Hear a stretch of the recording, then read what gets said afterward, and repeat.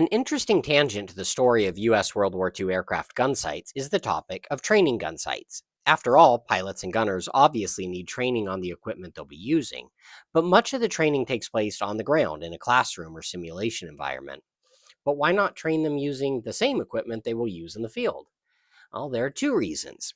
First, the gun sights used in aircraft are collimated, meaning the focus of the image is at infinity. And this works great when battling a target 500 yards away, but in a 30-foot classroom, optics of a shorter focal length are needed. Why not then just adjust the focus of the production sights? Well, besides the fact they were not designed for a shorter focus, there is the second reason for training sights: production.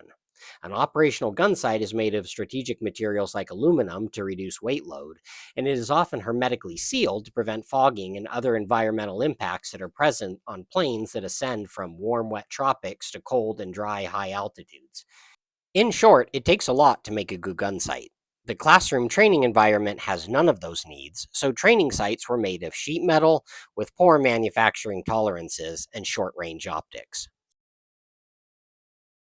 There were training sights that mimicked fighter gun sights like the Air Force's N3 and the Navy's Mark 8, and ones that matched bomber defensive gun sights such as the Air Force's N8 and the Navy's Mark 9.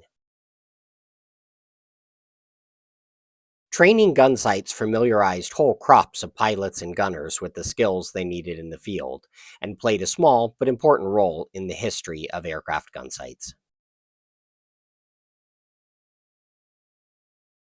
Some of the resources referenced in this video can be seen here.